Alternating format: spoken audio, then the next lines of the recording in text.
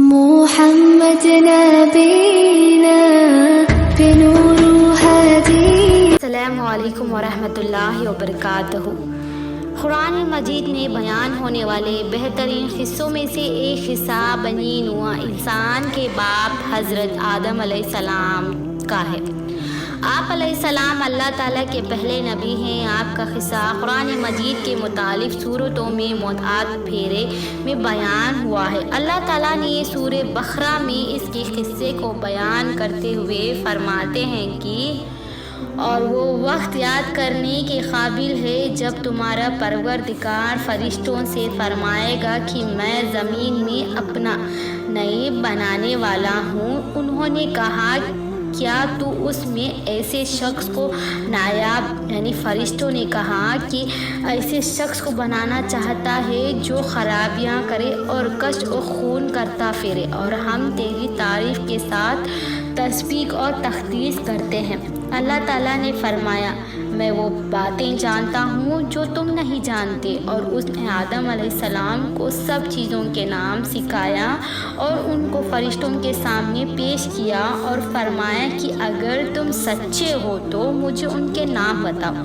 انہوں نے کہا تو پاک ہے جتنا علم تو نے ہمیں بخشا ہے، اس کے سوا ہمیں کچھ معلوم نہیں، بے شک تو دانا اور حکمت والا ہے۔ تب اللہ تعالیٰ نے آدم علیہ السلام کو حکم دیا اے آدم تم ان چیزوں کو نام بتاؤ۔ جب انہوں نے ان کے نام بتائے تو اللہ تعالیٰ نے فرشتوں سے فرمایا کیوں میں نے تم سے نہیں کہا تھا کہ میں آسمان اور زمین کے سب پوشیدہ باتیں جانتا ہوں، اور جو تم ظاہر کرتے ہو اور جو پوشیدہ کرتے ہو سب مجھ کو معلوم ہے۔ اور جب ہم نے فرشتوں کو حکم دیا کہ آدم کے آگے سجدہ کرو تو وہ سب سجدے میں گر پڑے، مگر شیطان نے انکار کر دیا اور غرور میں آ کر کافر ہو گیا۔ اور ہم نے کہا اے آدم تم اور تمہاری بیوی جنت میں رہو اور جہاں سے چاہو بے روک تو کھاؤ پیو، یعنی کہ جہاں چاہو کھا سکتے ہو پی سکتے ہو، لیکن اس درخت کے پاس نہ جانا نہیں تو ظالموں میں داخل ہو جاؤ گے۔ پھر شیطان نے دونوں کو وہاں سے پھسلا دیا اور جس عیش و نشاط میں تھا اس نے ان کو نکال دیا۔ جو عیش و آرام میں تھے، جو جنت میں تھے، ان کو شیطان نے پہلا پھسلا کر نکال دیا۔ تب ہم نے حکم دیا کہ بیس بیران سے چلے جاؤ، تم ایک دوسرے کے دشمن ہو اور تمہارے لیے زمین میں ایک وقت کا ٹھکانہ اور مشق مقرر کر دیا گیا ہے۔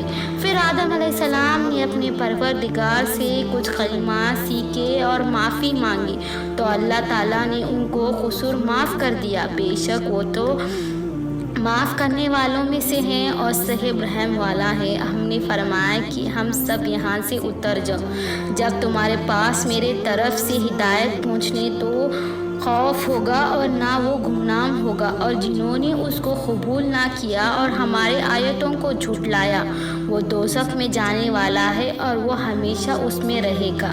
ہم نے آیت کی مفصل وضاحت تصویر میں کر دی ہے، یہاں ہم صرف ان آیتوں کا مختصر فرماتے ہیں، بیان کرتے ہیں کہ اِنَّا جَاعِلُ فِی الْأَرْضِ خَلِیفَۃً، میں زمین میں خلیفہ بنانے والا ہوں، یعنی اللہ تعالیٰ نے آدم علیہ السلام اور ان کی اولاد کی تعلیق کا ارادہ ظاہر فرمایا، جن کی ہر نسل پہلی نسل کی جگہ لی، جیسے ایک ایک اور مقام پر فرمایا کہ وَهُوَ الَّذِی جَعَلَکُم خَلِیفَۃً فِی الْأَرْضِ، اور وہی ہے جس نے تم کو زمین میں خلیفہ بنایا، اور فرمائے کہ وَأَیُّہَا الَّذِینَ خُلَفَاءُ الْأَرْضِ، وہ تمہیں زمین میں خلیفہ بنانا چاہتا ہے، یعنی اللہ تعالیٰ نے فرشتوں کو آدم علیہ السلام اور ان کی اولاد کی تعلیق کی خبر دی۔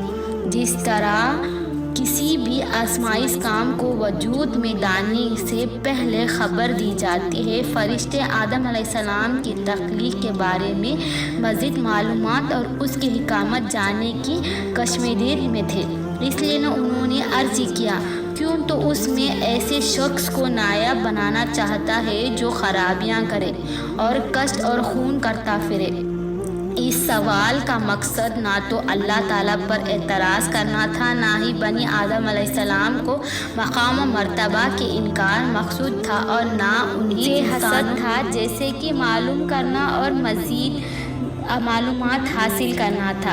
قتادہ رضی اللہ عنہ نے فرماتے ہیں کہ فرشتوں کو معلوم تھا کہ یہ صورت حال پیش آنے والی ہے، کیونکہ ان کے آدم علیہ السلام سے پہلے زمین میں آباد ہونے والی مخلوق مثلاً جنات کا حالات دیکھتے تھے۔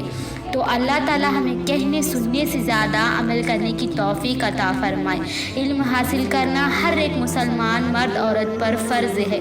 یہ میرا فرسٹ پارٹ ویڈیو ہے۔ سیکنڈ پارٹ انشاءاللہ میں نیکسٹ ویڈیو میں حضرت عبداللہ ابن عباس رضی اللہ عنہ جن کے بارے میں بتاتے ہیں، میں انہیں تفصیل سے آپ کو بتاؤں گی۔